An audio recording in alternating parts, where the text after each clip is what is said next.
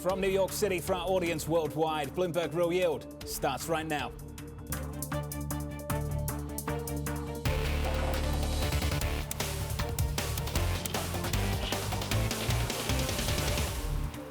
Coming up, Fed officials teeing up a March hike as US inflation hits multi-decade highs and retail sales slide the most in 10 months. We begin with the big issue, the Fed gearing up to hike. The March meeting is very much live. The March rate hike is definitely a go. 4 rate hikes on the table. 4 rate hikes. 4 rate hikes. You're getting tapering, you're getting rate hikes and potentially balance sheet runoff. That all in the space of 12 months is a considerable change to the monetary stance. The Fed has been ultra accommodative. The Fed is still super accommodative. Now it's all about the other mandate. It's all about inflation. They have a significant inflation problem on their hands. And they are going to chase this thing and they are going to hike pretty aggressively. Well past time for the Fed to start tightening. You are moving from an accommodative Fed to a less accommodative Fed, and we're not quite there yet, but we're getting there. Joining us now is Crossmark's Victoria Fernandez, Morgan Stanley's Srikanth and Krishna Memani of Lafayette College. Victoria, I want to start with you and start with the question, how much work the Fed has to do here? This line just crossing from the New York Fed President John Williams. He won't predict what it will take to achieve the goals of the Federal Reserve. What do you think it's going to take? It's going to take quite a bit, actually, Jonathan. I mean, look, some of those clips they were talking about how accommodative the Fed is and they're removing that. But even if they do 3, 4 rate hikes this year, we're still going to have nominal and real yields that historically are at very low levels. And so I think there's quite a bit of work to do. I do feel like maybe I'm a little bit more on an island compared to everyone else because I'm not so sure that March is 100% a go. I think Powell is going to be looking at some of these inflation numbers. And yes, we got large headline inflation numbers, but you look at that 3-month over 3-month number, that's actually peaking and starting to decline a little bit. And look, 2 months is a long ways from now when it comes to the Federal Reserve and the data that we're going to see. So I want to see a little more information come out before I say that March is a go. Victoria, what do you think will stop them? Every single official we've heard from this week has said the same thing. Even some of the most dovish policymakers on the FOMC, San Francisco Fed President Mary Daly saying the same thing, March, let's go. What's going to stop her? Yeah, I'm not really sure that there's going to be one thing. I think they're going to have to take a step back. And if we get a lot more people coming in with the participation level doing better on the labor front, if we've got wages that start to settle down a little bit as those people come back in, if we see those month over month or 3-month over 3-month inflation numbers start to come down a little bit, maybe it doesn't necessarily mean they don't raise in March, but it may mean that if they raise in March, then there's going to be a longer period of time before they do the next rate hike. Remember, there is a tremendous amount of lag time before we see the effects go through the markets. And we also have to remember rate hikes have a very different feel for an economy versus the markets. And right now, I think they're looking more at the market. Sankaran, there is an argument that the calendar might be on their side. Bank of America make this point. Core inflation is likely to peak in March 22, after which the year-on-year comparisons will turn highly unfavorable. After March, do you think, Sri, the calendar is on their side? I mean, I think we were in the camp that the sequential inflation coming down probably buys them a little bit more time.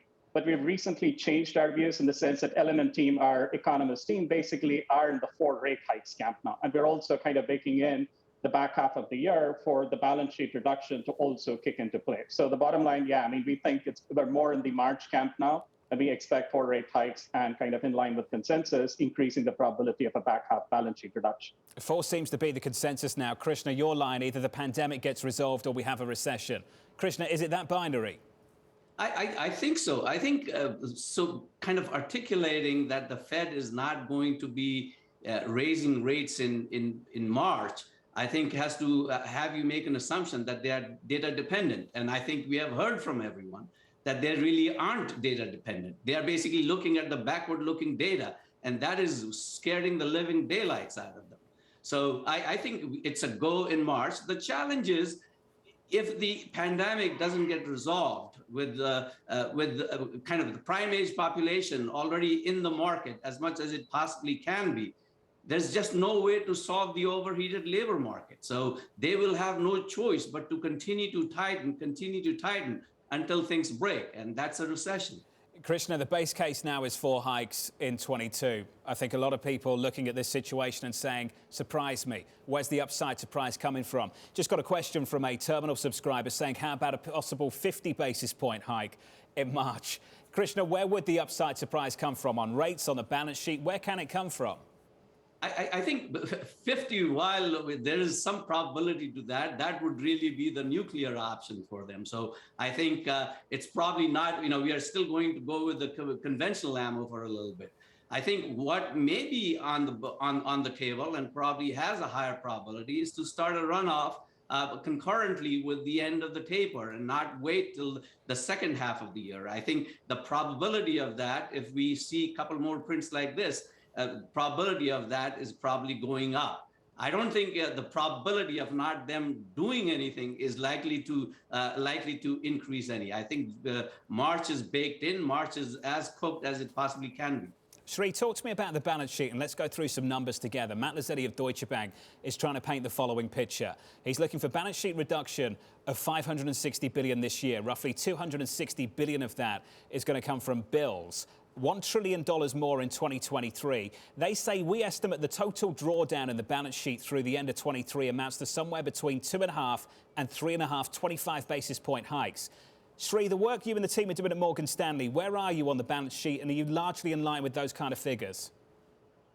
Yeah, I would say that we're probably largely in line with those figures, and also kind of agree with the comments that Krishna made earlier. So the way we're thinking about it, probably there is kind of the probability that they're a bit more aggressive with respect to the balance sheet unwind this time around. So our base case is that they probably start going at 80 billion, split 50 across treasuries and 30 in MBS on a monthly pace.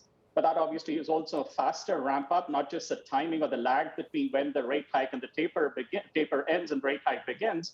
That window is compressed, but also once they start going, it's a faster ramp up over just a couple of months. And you get that balance sheet unwind kicking in on a monthly pace, which is much faster than what we got back in 2018. These are huge numbers, Victoria, and 2018 is the only real example historically that we've got to lean on. Do you think we can digest those kind of figures? 1 trillion in 23, 560 this year, which is largely going to be the back end of this year. You're right. These are really large numbers, Jonathan. And I think that the market can take it as long as things are done with enough setup, right? That we know what's coming, we can digest it beforehand, and they announce it. I think, though, people have to remember, if the surprise is that we're going to start having the balance sheet runoff sooner rather than later, that is a form of tightening. So are the expectations going to be 4 rate hikes and balance sheet runoff, which is actually additional rate hikes that does the same thing? Then I think that's too much, and I think the Fed isn't going to take that step. I would anticipate maybe 2 or 3 rate hikes and start the balance sheet runoff. Those numbers, I think, are in line with what expectations would be. I think that would be okay, but I don't think you can do all those rate hikes and do those levels of the balance sheet runoff without causing quite a bit of volatility in the markets. Sri, can I come to you on that as well and just ask you, do you think balance sheet reduction complements your rate hike call or replaces your rate hike call? 4 hikes this year. I think that's an important question, John, in the sense of the way we're thinking about it, the Fed would ideally want the balance sheet reduction to give them the flexibility to be a bit more slower with respect to the rate hikes. Whether that transpires or not, obviously that is going to be more data dependent. But the way I would frame kind of Victoria's argument, I do hear where she's coming from, but I think the way we're kind of leaning towards is that they want to get going with respect to both. And then the potential pivot or kind of slowing down with respect to either lever probably happens after they get going. So that's kind of how I think about it. And to your original question, yeah, I mean, the way we're framing it, balance sheet reduction probably, I mean, at least the Fed would ideally want balance sheet reduction to kind of replace some of the rate hikes that they're doing. Whether that eventually transpires or not, yeah, I mean, we'll just have to wait and watch. Sri, how do you think they manage the situation considering they're sitting on so many T-bills this time around? Do they have to cap the runoff there? What do they do? I mean, I think the caps are going to be higher than what they have. And to some extent, I think the way we're also framing it, the Treasury also has some degree of flexibility with respect to which part of the curve they tap into. So, yeah, I mean, I think the optionality is just going to be that it's not necessarily QT being QE with a negative sign and duration coming back in full force. It's also that some of that incremental supply starts moving towards the front end. And just on the point in terms of the corporate credit background as well, I think that also gives them a bit more ammunition because real yields being so low and corporate bond yields also being so low, that probably gives them a bit more confidence that corporate balance sheets can handle at least the initial rate hikes faster and balance sheet unwinds. We're going to be talking about the credit situation in the next segment. Krishna, I wanted to come to you on this because after the retail sales print of this morning, this Fed stuck between a rock and a hard place. I can find people on Wall Street who thinks they're behind the curve, they need to do a whole lot more. I can find people on Wall Street who think they're so late they're about to hike into weakness. Krishna, what's the risk that they hike into weakness? I think there's substantial risk that they hike into weakness. But the question is, hike into which weakness? If they're hiking into economic weakness when labor markets are still rock solid and the wage picture is showing a tendency of getting significant traction in terms of expectations, they have no choice. So yes, they are between a rock and a hard place, but to some extent, they are being left to clean up the fiscal job that we did, and they may not have as much flexibility as we think they might have. Krishna Memani with Srikanth and Victoria Fernandez sticking with us. Up next, the auction block. Junk bonds rebounding, fueling the primary market to its busiest week in 2 months. That conversation next from New York. This is Bloomberg.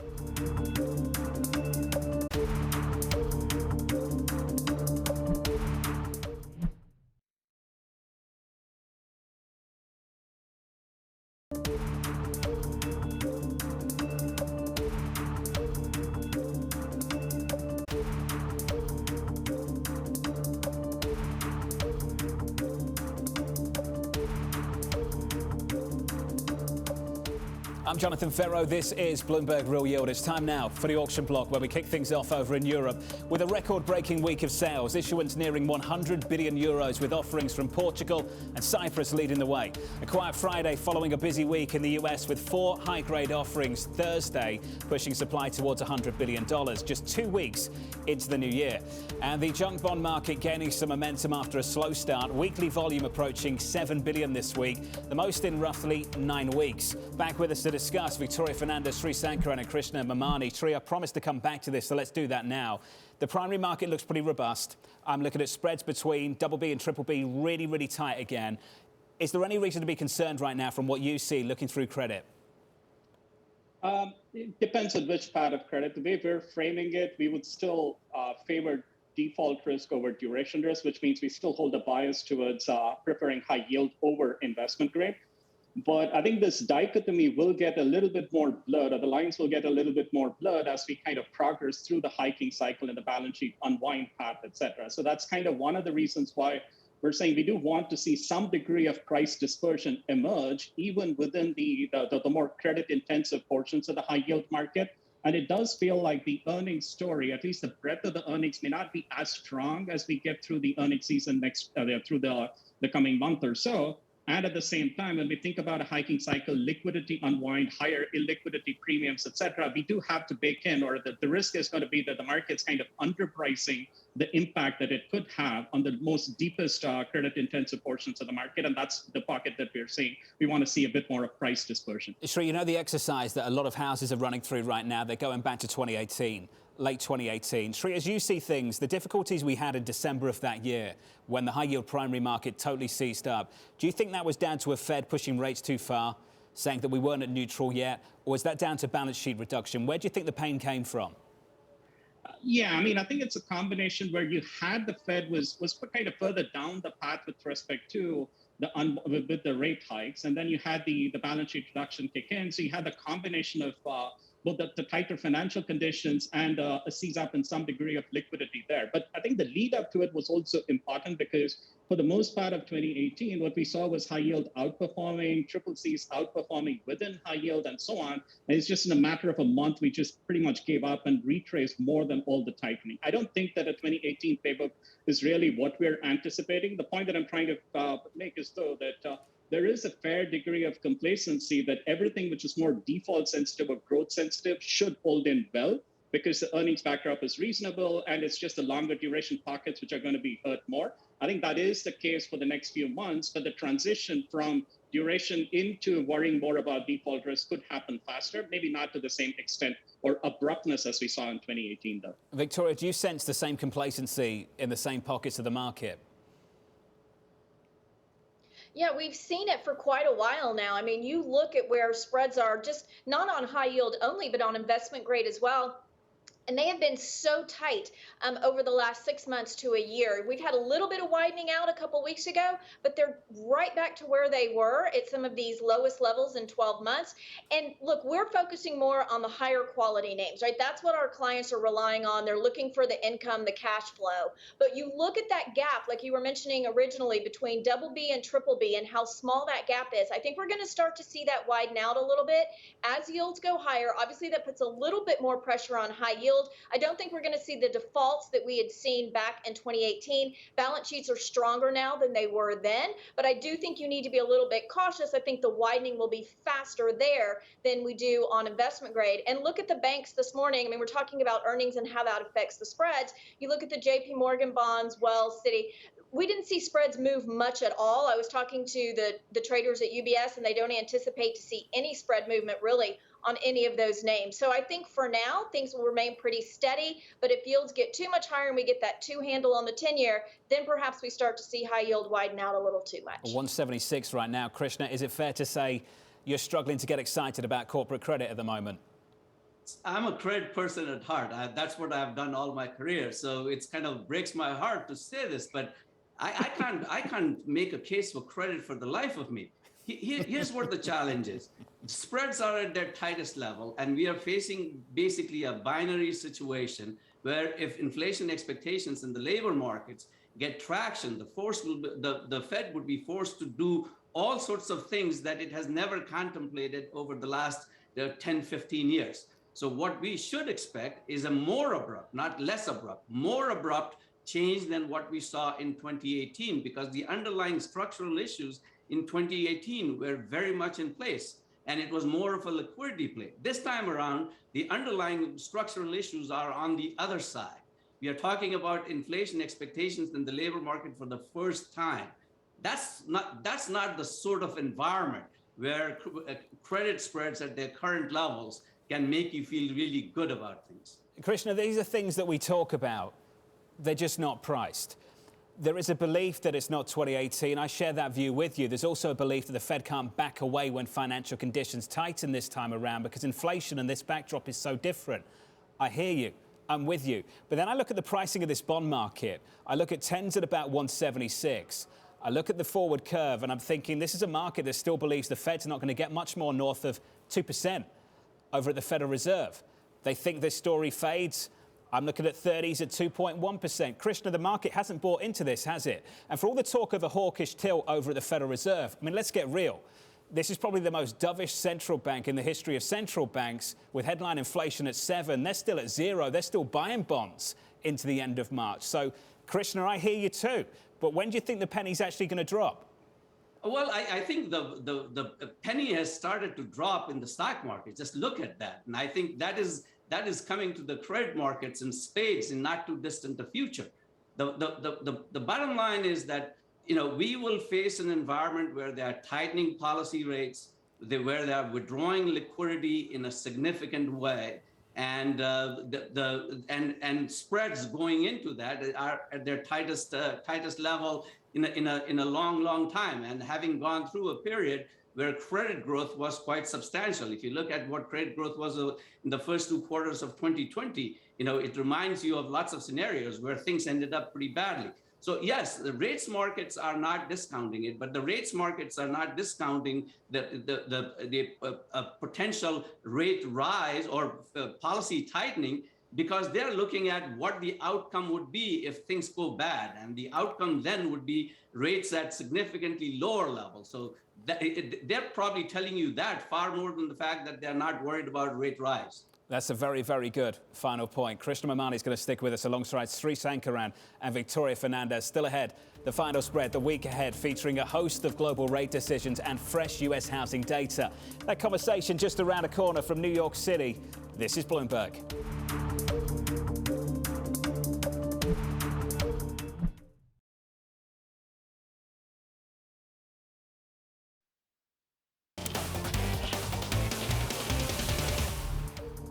Live from New York City, I'm Jonathan Ferro. This is Bloomberg Real Yield. It's time now for the final spread. Coming up over the week ahead, China GDP figures coming up on Monday, plus US markets closing for the Martin Luther King Jr. holiday. Central banks in Japan, Indonesia and Turkey all holding their first rate decisions of the year. And finally, US housing starts coming on Wednesday, followed by jobless claims on Thursday. Final thought now with Victoria Fernandez, Srikanth and Krishna Memani all still with us. Victoria, just to pick up on what Krishna said just moments ago, this yield curve, the typical playbook, atypical playbook, is the Federal Reserve hikes too much, kills the hopes and dreams of the future, curve flattens, cycle over. Is this time different?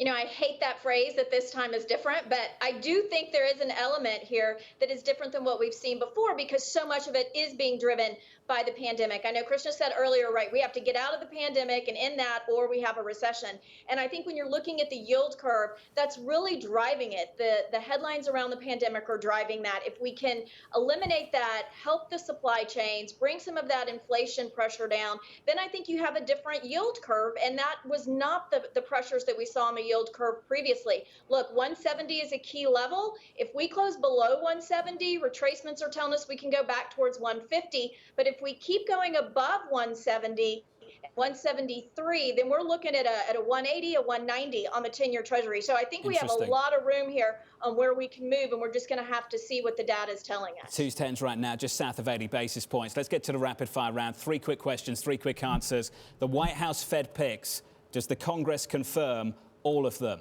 Does Congress confirm all of the White House's Fed picks? Yes or no, Victoria? Yes. Sri? Yeah. Krishna? Yes. How many hikes this year? 1, 2, 3, 4 or more? 1, 2, 3, 4 or more, Sri? 4 plus balance sheet reduction. Victoria? 3. Krishna? 3. Headline inflation year end. What do we end with on headline CPI in America? A 3 handle, a 4, a 5, a 6, a 7? Take your pick. Give me a number, Victoria. I think we end around 3 3/4%. Krishna? 3. Sri? Yeah, I mean, below 3. Hey, guys, great to catch up. Fantastic to hear from all three of you. Victoria Fernandez, Sankaran and Krishna Memani going into a long weekend stateside from New York City. That does it for me. I'll see you next Friday. This was Bloomberg Real Yield. This is Bloomberg TV.